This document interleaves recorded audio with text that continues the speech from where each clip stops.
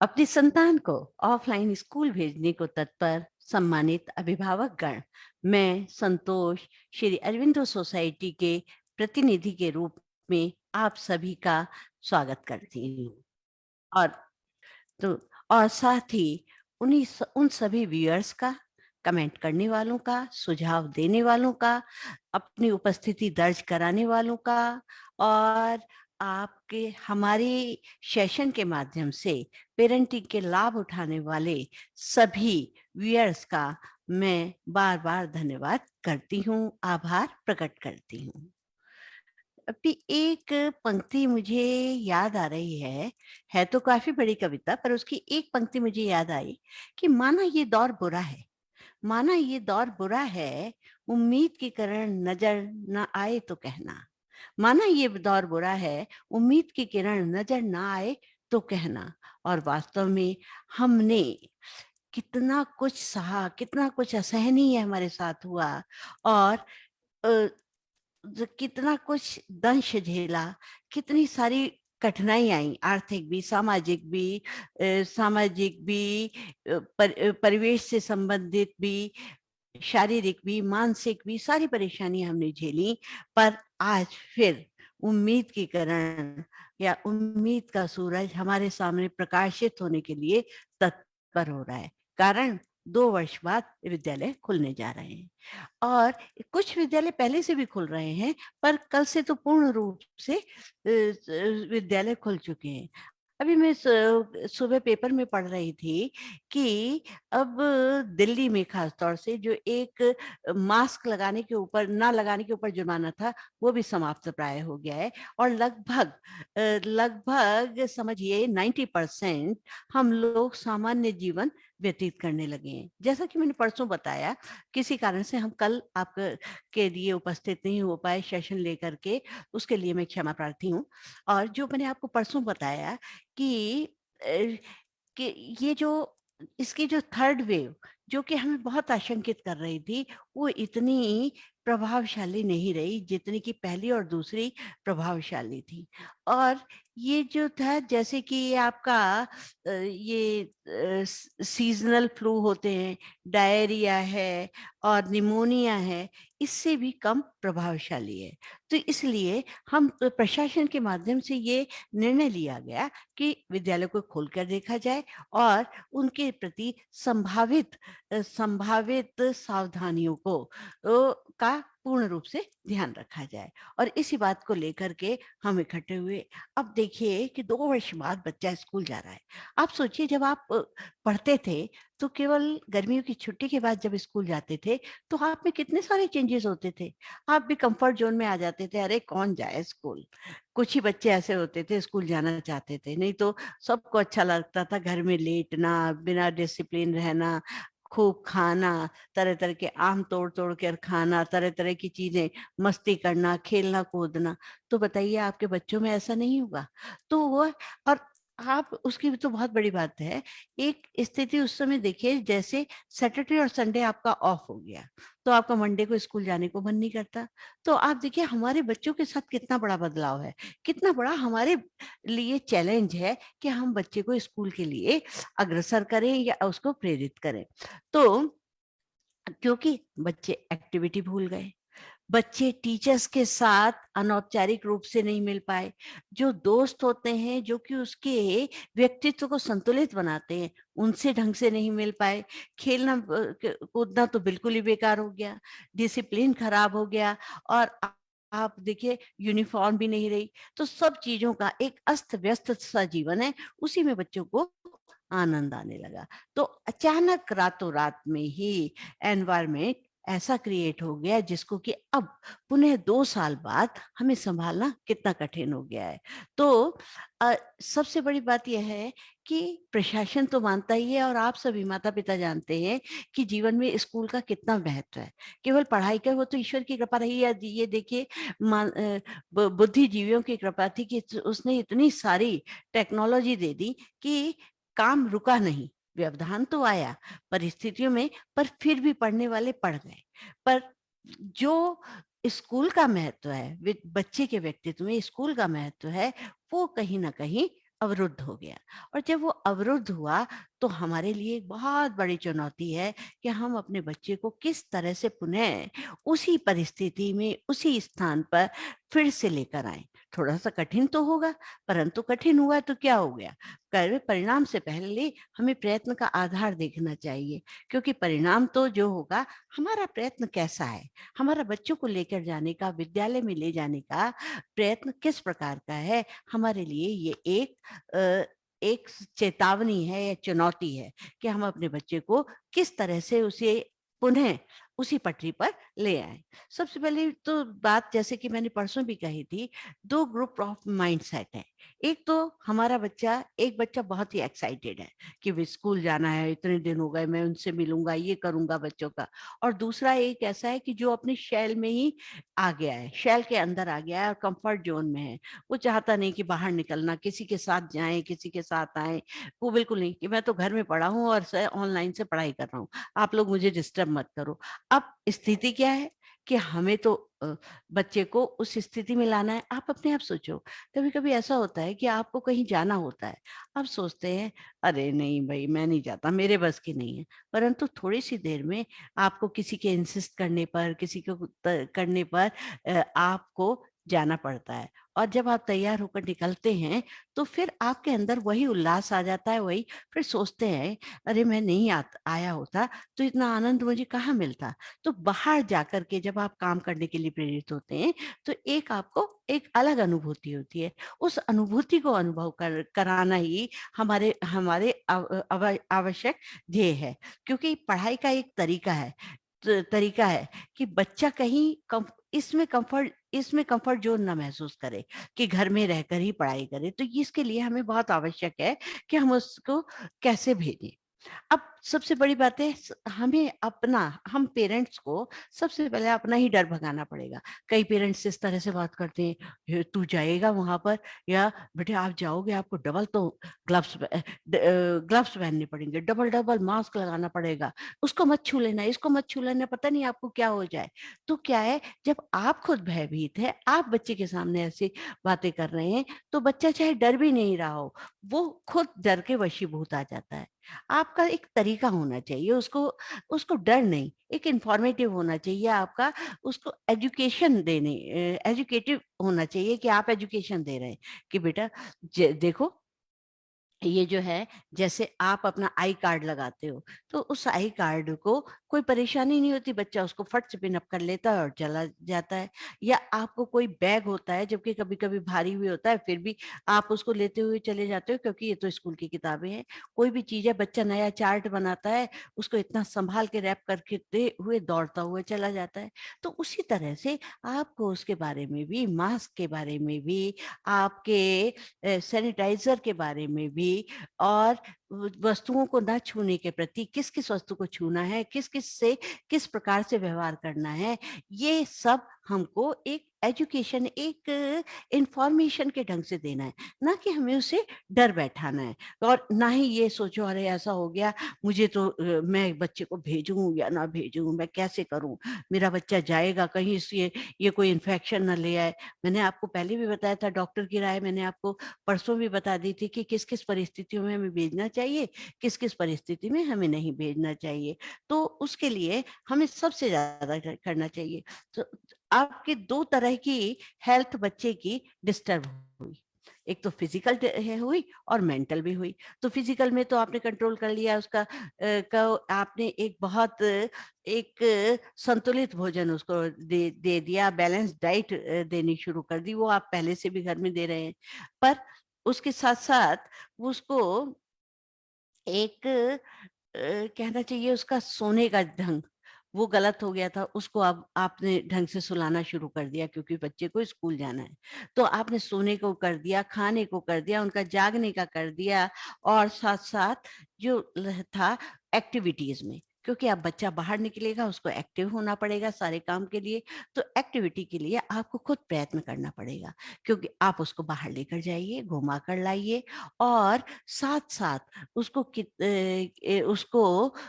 कुछ खेल जो कि खेले, जो छोटे बच्चों के हैं, छोटे बच्चों के आधार के खेल, जैसे कि आपका ये होता है ईंट फोड़ है, और आपका इक्कल दुक्कल हम लोग कहते थे उसका, अब पता नहीं बच्चे क्या नाम लेते हैं, वो वाला खेल आप खिला सकते हैं। बट थोड़े से बड़े हैं तो बैडमिंटन खिलाइए, उससे बड़े हैं वॉलीबॉल खिलाइए, फुटबॉल खिलाइए, जिससे कि बच्चे के अंदर एक शारीरिक चेतना आए, शारीरिक स्फूर्ति आए। जब वो स्फूर्ति आएगी तो वो बहुत प्रसन्न होगा और विद्यालय जाने के लिए तत्पर होगा। तो ये सब कौन करेगा? आप खुद करेंगे। तो जब आप उसके साथ टाइम आउट स्पेंड करेंगे तो बच्चे के अंदर विद्यालय जाने की ललक पैदा होगी। जरूरी नहीं है कि आप उससे, और बाहर जाकर आप उसे एहसास कराइए, देखो देखो दुनिया सेफ है।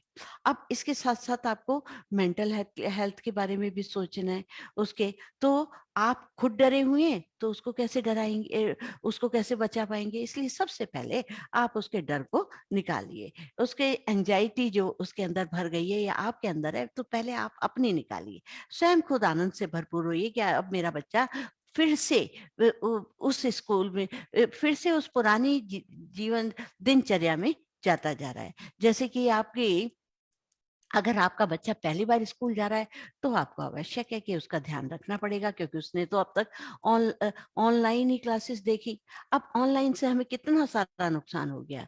बच्चे कई जगह तो पेटू हो गए, कई जगह सिर्फ खाना ही नहीं खाते थे, उन्हें पता ही नहीं लगता था खा रहे हैं या नहीं खा रहे, आंख गड़ाए उसमें देखते थे। कई और दूसरे दूसरे प्रोग्राम में लगे रहते थे, और जो कि स्वास्थ्य के लिए कितना हानिकारक है। आंखों के लिए, स्वास्थ्य के लिए कितना हानिकारक है, वो उन्हें ऑनलाइन काम करना पड़ा। तो जिस छोटे बच्चे को हमें ये सारी चीजें अवॉइड करनी थी, वो सब हम उसको दिखा रहे थे।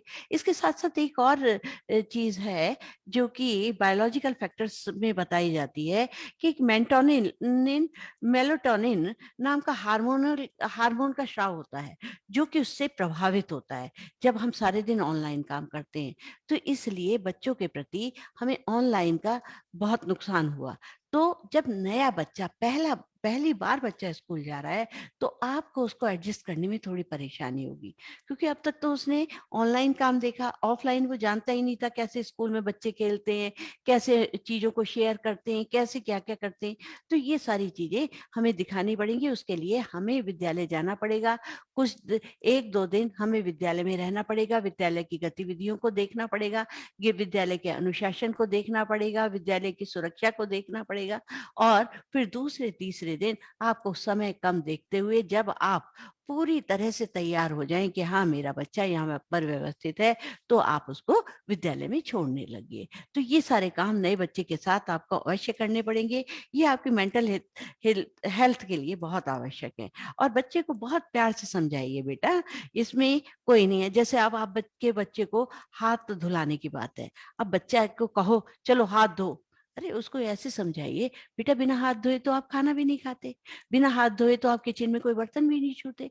तो आप कैसे धो सकते हैं? इसको फोर्स मत करिए कि हाथ धोने हैं। क्यों? क्योंकि कहीं आपको कोई डिसीज ना लग जाए, कोरोना जैसी जो डिसीज है वो आपको डिस्टर्ब ना करे, बल्कि आप जो है उसको इस तरह से बताइए। और एक और है, म्यूजिकल साउंड के साथ आप सिखा सकते हैं, wash wash wash your hand, wash wash wash your hand. तो बच्चे के अंदर वो गुनगुनाता हुआ उसको करने लगेगा, wear your mask, wear your mask. जब वो इस तरह की बातें सुनेगा बच्चा, तो ऑटोमेटिकली जो है, जब हम किसी राइमिंग वर्ड्स के साथ या किसी कविता के साथ कार्य करते हैं, तो बच्चे को वो बोझ नहीं दिखाई देता, वो अनायास एक गतिशीलता उसके अंदर आती चली जाती है। तो इस तरह की एक तरीका हमें निकालना चाहिए।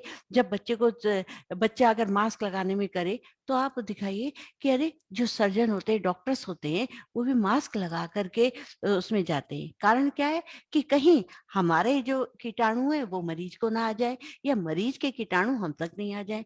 तो हमें मास्क लगाना चाहिए। या फिर जब आप धूल में जाते हो, तो हम भी अपना दुपट्टा, अपना रुमाल अपने मुंह पर रख लेते हैं। क्यों रख लेते हैं? जिससे कि बाहर की धूल जो है हमारी आंखों पर ना पड़े, हमारे चेहरे पर ना पड़े, और हम अपने अंगों को ढकते हैं ना, हाथों को, पैरों को धूप की वजह से, तो ये मास्क भी हमारे लिए इसीलिए आवश्यक है कि बाहरी चीजें हमें प्रभावित ना कर सके, दुष्प्रभावित ना कर सके। इसलिए बेटा मास्क लगाओ, और कलरफुल प्यारे प्यारे से मास्क लगा के दे दीजिए, तो बच्चा खुश हो करके वो मास्क लगाएगा। तो ये सारी चीजें हमें एक इनफ फन हमें उसको करनी पड़ेगी। साथ साथ, क्योंकि बच्चा अब घर के अंदर रहने लगा, तो दूसरे से मिलने में हिचकने लगा। तो रास्ते में आप उन्हें घुमाने जब ले जा रहे हैं, तो आप बताइए, आंटी हैं, चलिए आंटी से बात करते हैं। अब वो अगला आदमी भी बच्चे से बात जरूर करेगा, बेटे कल से आपके स्कूल खुल रहे हैं, कैसा महसूस कर रहे हो? या फिर साथ के बच्चे जो साथ के बच्चे पार्क में खेल रहे हैं या कुछ है, उनसे बात कराइए।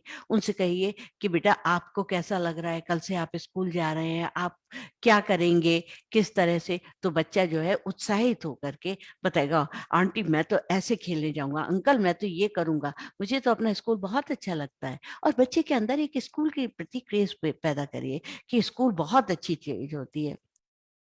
है। और आजकल एक चीज और देख रही हैं, जो जो स्कूल खुले हैं उसमें टीचर्स भी बहुत अच्छा काम कर रही हैं, बच्चों के प्रति बहुत ज्यादा जागरूक हैं, और साथ साथ उनका स्टाफ भी बहुत अच्छा काम कर रहा है।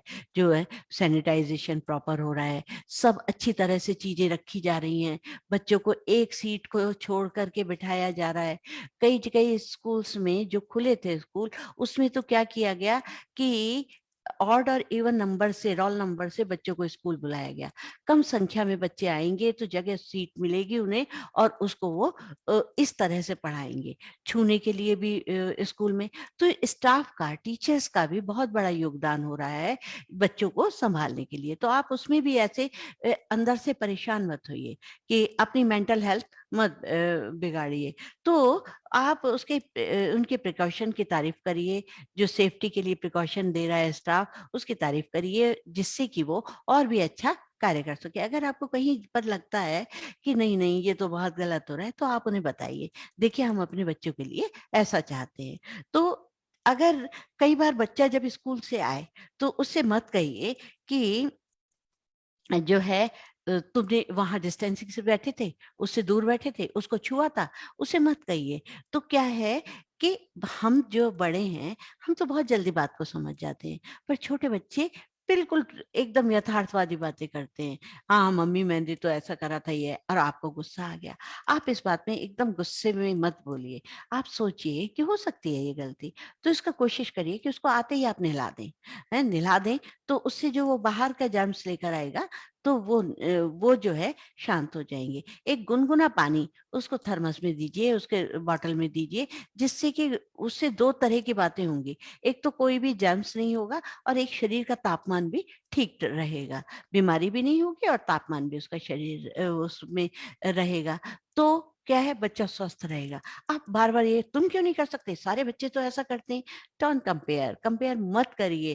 केवल आप उस तरह के बनिए, जैसे एक ना बांस का पौधा होता है, वो कितना लचीला होता है कि आप उसको पकड़ कर के कूद भी सकते हैं, उसको पकड़ करके ऊपर भी उछल सकते हैं, और फिर बाद में बांस का पौधा जो है सीधा हो जाता है।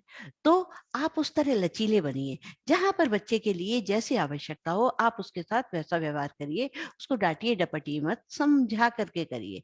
तो बच्चा जो है एक स्वस्थ रूप से अपने ढंग से विद्यालय जा पाएगा, विद्यालय की गतिविधियों को आपको सुनाएगा, समझाएगा।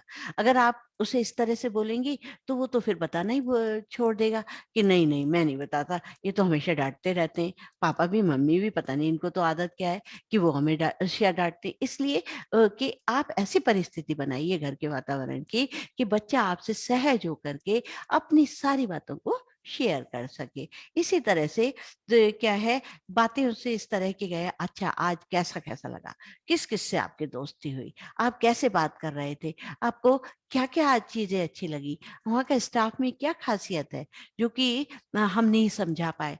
तो ये सारी बातें कहेंगे तो बच्चे को बहुत अच्छा लगेगा।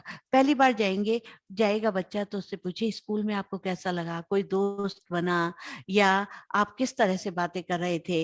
और ये भी स्कूल में जाकर भी जब आपको दो एक दिन पहले जाना भी पड़ेगा, जैसे कल स्कूल जाना है, तो आपको एक दिन पहले जाकर देखना है कि कहीं इसका एनवायरनमेंट कैसा है, किस तरह के क्या है, यहाँ पर बच्चे कितने हैं, रेशियो इनका कितना है, ये हाइजीन का ध्यान रखते हैं कि नहीं रखते हैं, ध्यान रखते हैं, तभी आप अपने विद्यालय को भेजिए, विद्यालय में बच्चे को भेजिए। क्योंकि अगर एनवायरनमेंट ढंग से नहीं रहा, आपके वहाँ पर खुला हुआ वातावरण नहीं है, बच्चे को आप कहीं बैठा नहीं सकते, देख रहे हैं कि वहाँ सटे-सटे बच्चे बैठे हैं, एक ही कमरा है, उसमें 20 बच्चे या 30-35 बच्चे बैठे हैं, तो वो आपके बच्चे हाइजीन के ध्यान में रखते हुए बहुत गलत है। आप उस स्कूल में बच्चे को मत भेजिए, जहाँ पर कि रनिंग वाटर नहीं है और आपके बच्चे आपके विद्यालय के उसके बच्चे का जो स्कूल है, उसमें शौचालय का बिल्कुल सही ढंग से प्रबंध नहीं है। तो और वहाँ पर जो आया जो है छोटे बच्चे के लिए, आया का प्रबंध सही नहीं है, तो आप अपने बच्चे को बिल्कुल उस स्कूल में मत भेजिए। आप बहुत वो ध्यान रखिए, क्योंकि प्ले वे स्कूल्स में ये बात ध्यान देने लायक है, क्योंकि बच्चा भी उस तरह से वातावरण, पहली बार बच्चा जा रहा है, तो वो कैसे कर पाएगा? तो इसीलिए आपको ये सारी चीजें ध्यान देनी पड़ेंगी। अब मास्क को बच्चों से स्कूल जाते समय कहिए, बेटा आप अकेले स्कूल नहीं जा रहे हैं, आपके साथ 2 दोस्त और आपके जा रहे हैं। वो कहेंगे कौन से? तो बेटा ये जो मास्क है ये, और ये जो शीशी है सैनिटाइजर की, इससे आप जरा सी देर में कहीं पर भी कुछ गड़बड़ है, कोई चीज को छू लेते हैं, ऐसे हाथ को मल लीजिए। और मास्क बिल्कुल मत उतारिए, ये आपका पक्का दोस्त है, इसे गुम मत करिएगा, ये बहुत उदास हो जाएगा, इसको कहीं भी मत रखिएगा। और जब आप खाना खाएं तो क्या कहते हैं, खाना खाइए, उसको करिए ऐसे रखिए और उसको संभाल करके अपने बैग में रख लीजिए। फिर जब खाना खा ले, फिर उसके बाद उसको लगा लीजिए। देखिए बच्चे कैसे नहीं करते, बच्चा तो एक ऐसी चीज है कि उसको दवाई को चीनी समझा के खिला दो तो खा जाएगा, और चीनी को दवाई समझा के खिलाओ तो वो बिल्कुल भी नहीं खाएगा। तो अगर आप बच्चे को समझा पाएंगे, ढंग से किसी भी बात को समझाए जाएंगे, तो वो बहुत अच्छी तरह से आपकी बात को समझेगा। जब आप फन एक्टिविटी करके या कोई उससे मस्ती से बात करेंगे, तो वो बहुत जल्दी समझ जाएगा और हंसता रहेगा। उसके लिए तो अब लंच शेयरिंग की बात है, अब तो लंच शेयरिंग होगा नहीं, क्योंकि ये तो बच्चों के साथ एक अहम पार्ट होता था। बच्चे एक दूसरे से तभी जुड़ाव महसूस करते थे जब एक दूसरे को अपनी लाई हुई चीजें खिलाते थे, और पहले बताया भी जाता था लंच शेयर करो, क्योंकि शेयरिंग के से ही केयरिंग आती थी। तो अब बच्चा कर नहीं सकता, तो उसको कहिए, हाँ, उसको सिखाइए, एक तो आंखों से मुस्कुराना सिखाइए बच्चों को, कि आंखों की से भी हम कैसे बातें करते हैं स्कूल की टीचर से, आप अपने बच्चे से। अगर बच्चा अपने दोस्त को देखता है तो गले तो नहीं मिलेगा, हाथ नहीं पकड़ेगा, पर हाय, हेलो, हाउ यू, क्लैप, इस तरह की जो गतिविधि करेंगे, तो एक बहुत सुंदर सी वाइब्स आएंगी, बहुत अच्छी वाइब्रेशंस आएंगी, बच्चा उसमें अत्यधिक प्रसन्न होगा। जब इस तरह का होता है तो जो है बच्चा अपने में बड़ा खुश होता है। एक छोटे बच्चों को हमेशा दीजिए कि एक बड़ा लंच नहीं तैयार करके दीजिए, छोटे छोटे से लंच के बॉक्स रखिए, क्योंकि बच्चा गिराता बहुत है, परेशान होता है। तो जब छोटे खाएगा तो थोड़ा थोड़ा सा खाएगा, जब पहला खत्म कर लेगा तो उसको एक निश्चिंतता हो जाएगी, वो अलग हो गया। दूसरा, थोड़ी देर बाद वो दूसरा खाएगा, उसको खत्म करे, तो उससे क्या है, उसका बिखरेगा भी नहीं, वो बच्चा अस्त व्यस्त भी नहीं होगा। जब हम छोटे छोटे से टिफिन देते हैं, तो हम बच्चे को एक व्यवस्थित कर पाते हैं, एक सीधा साधा एक डिसिप्लिन भी एक तरह का हो जाता है। नहीं तो बड़ा बॉक्स होता है तो बच्चा ना बिखरता है, कभी इधर उधर है, चम्मच गिर रही, तो वो बहुत परेशान हो जाता है। तो एक ये बहुत प्यारा सा आइडिया है कि आप इसको इस तरह से करते हैं। अब हुआ तो गलत ही है बच्चों के साथ, कि हम ऑनलाइन घर में ही भी रहे, पर बच्चों के साथ तब भी हम घर में रहकर भी हम बच्चों के साथ नहीं रह पाए। बताइए कैसे? क्योंकि हम बच्चे के माता पिता या हम पति पत्नी दोनों ही काम पर करते थे, तो दोनों ही जल्दी जल्दी सारे घर के काम निपटा करके और फटाफट अपने ऑनलाइन पर आ जाते थे। परंतु बच्चा तो हमारा बहुत ही एकाकी हो गया था। तो उस सोशलाइजेशन के लिए, उसको करने के लिए हमें स्कूल की बहुत ज्यादा जरूरत है। तो स्कूल में जा करके बच्चा एक स्वस्थ विकास कर पाता है, और उस पर जबरदस्ती मत करिए कि हम ऐसा करेंगे ऐसा करेंगे, और स्लो प्रोसेस रखिए। ये नहीं कि बहुत जल्दी जल्दी हम सिखा रहे हैं, कि जैसे ना एक सीड है, यानी बीज है, बीज को हम खींच करके फूल तो नहीं बना सकते, बल्कि सीड को उसमें मिट्टी में दबाया जाएगा, उसको पानी डाला जाएगा, अंकुरित होगा, फिर धीरे धीरे वो पौधा बनेगा और उसके बाद पौधा बन करके उसके अंदर पहले कली खिलेगी, फिर जा करके फूल खिलेगा। अब जब इतना लंबा प्रोसीजर है, तो आप बच्चे के साथ इतनी तेजी से कैसे आगे बढ़ सकते हैं? कहते हैं ना, एक कबीरदास का भी दोहा है कि धीरे धीरे रे मना, धीरे सब कुछ होए, माली सींचत सौ घड़ा, ऋतु आवत फल दे। तो जब बच्चा पूरी तरह परिपक्व हो जाएगा, तभी तो उसके उसके अंदर अध्ययन के प्रति, अपने कार्य कुशल, वो अपने कार्यों के प्रति कुशल हो पाएगा। तो इतना आप ये मत सोचिए कि बहुत ही स्लो प्रोसेस चल रहा है, किसी से कंपेयर तो आप बिल्कुल मत करिए। और स्कूल के बारे में हमेशा एनकरेज करिए, बेटा स्कूल बहुत अच्छा है, वहां पर जाएंगे तो आप ऐसा करेंगे। अब और कई बार है, अरे बैड बॉय है, रूड बिहेव है, आप कितने रूड हैं, इस तरह के शब्दों का बिल्कुल मत प्रयोग करिए। बच्चा आपसे ही चिढ़ने लगेगा और सोचने लगेगा। आपको अगर कुछ बात कहनी है तो एक आपका समझाने का, अलग खड़े होने का, अलग ले जा करके समझाने का तरीका होना चाहिए। बच्चे से कभी इस तरह की बातें मत करिए और उसे समझाइए। स्कूल का तो माहौल ही अलग होता है? जब वहां पर स्पोर्ट्स भी होता है, स्टोरी टेलिंग भी होती है, एक डिसिप्लिन भी होता है और बहुत ही खूबसूरत है। अगर बच्चा कहता है वहां तो बुलिंग भी होती है, मेरी मजाक बनती है, ऐसे है, तो कहीं ये भी तो एक जीवन का पार्ट है, इसी से तो सीखता है। अगर ये सब नहीं होगे तो आप समाज में कैसे व्यवस्थित हो पाओगे? तो मतलब बच्चों को आप ये समझाइए, ये सब पार्ट है, आप उसमें से निकलना सीखिए, आप किस तरह से इसको एडजस्ट कर पाते हैं। तो ये वाली चीज आपके लिए बहुत फलदायी होगी, बहुत समझदारी वाली होगी। तो स्कूल के बारे में हमेशा एनकरेज करते चले जाइए।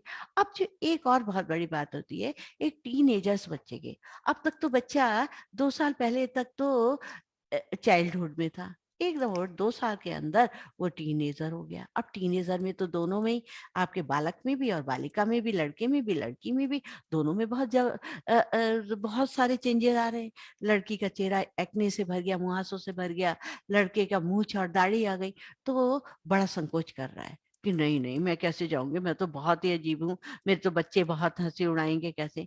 तब आप उसको समझाइए, बेटा ये तेरे साथ ही नहीं हो रहा। और जब हम थे तो हमारे साथ भी ऐसी ऐसी बातें होती थी, हमारी तुम्हारी चाची, मौसी, सबके साथ इस तरह का व्यवहार हुआ है, तो चेंजेस तो आना है, परिवर्तन तो जीवन का नियम है, नहीं तो आप बड़े कैसे होंगे? ऐसे लड़के को बताइए। और जब आप क्लास में जाएंगे तो क्लास में आपके सारे बच्चे एक से ही मिलेंगे। ये सब कुछ एक नेचुरल है। 2 साल के अंदर काफी चेंजेस तो आते ही हैं, बहुत तेजी से चेंजेस। ये मैंने आपको किशोरावस्था का सेशन लेते हुए भी बताया था। तो 2 साल का समय बहुत बड़ा समय होता है। जब मैं बताती हूँ कि 1.5 महीने के अंदर बहुत चेंज आ जाते थे, तो 2 साल तो बहुत लंबा समय रहा। तो उसमें ये सब नेचुरल है, पूरी क्लास में बदलाव आएगा।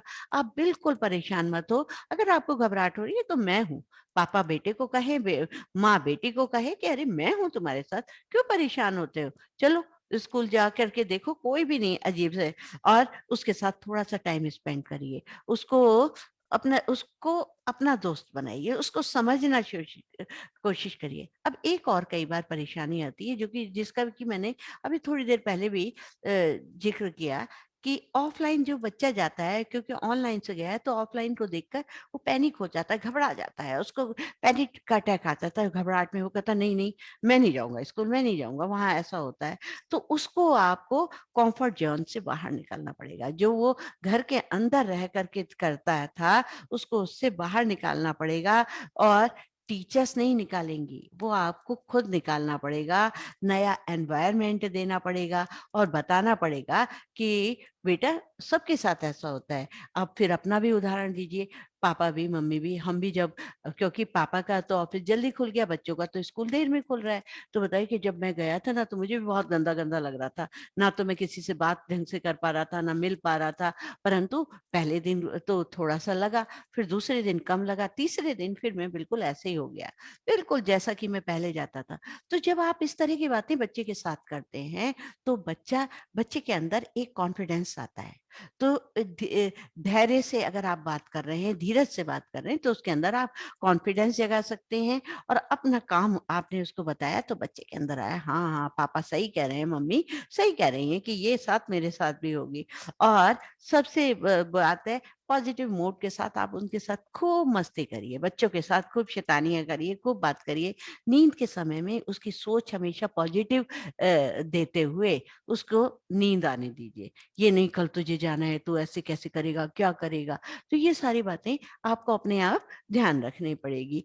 तो आप उससे डिटैच मत होइए, बल्कि अटैच होने की कोशिश करिए कि जिससे बच्चा जो है विद्यालय जाने की कोशिश करे। और जो है तो उसके दोस्तों के बारे में बातें करिए इसके। और एक टाइम आएगा कि बच्चे खुद से स्कूल जाना शुरू कर देंगे। एक और परेशानी आई है सबसे बड़ी इसमें, कि बच्चे जब ऑनलाइन क्लास में तो वो लिखना भूल गए। अब जब वो लिखना भूल गए तो उनकी स्पीड तो बहुत कम हो गई, वो लिखना ही नहीं चाहते क्योंकि ऑनलाइन सारा काम हो रहा है।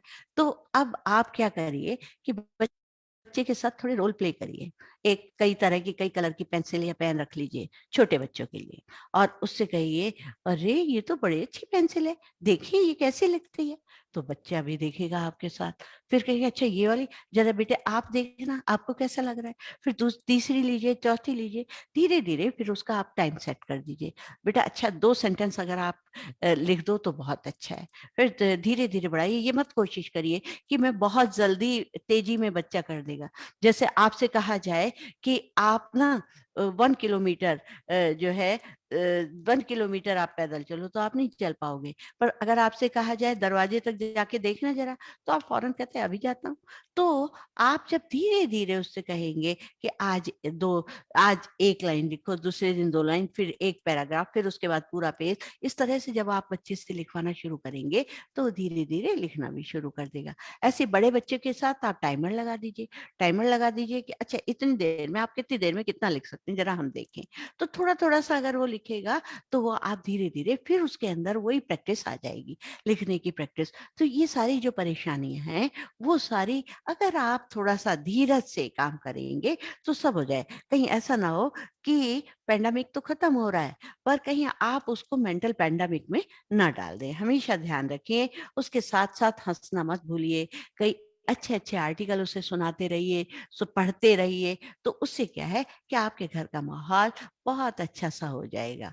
और हमेशा ध्यान रखिए आपके जीवन में धैर्य होना चाहिए, यानी माता पिता एक धैर्य का अवतार होना चाहिए, क्योंकि परिवार के साथ जब धैर्य होता है तो वो प्यार कहलाता है।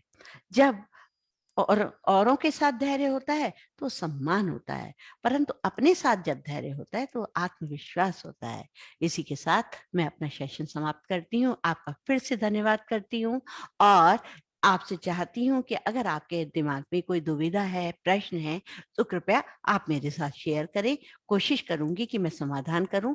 और अगर आपके मन में भी कोई बात आ रही है तो प्लीज आप लिखिए जरूर, और हम उसका समाधान करने की कोशिश और उसको अपनाने की कोशिश करेंगे।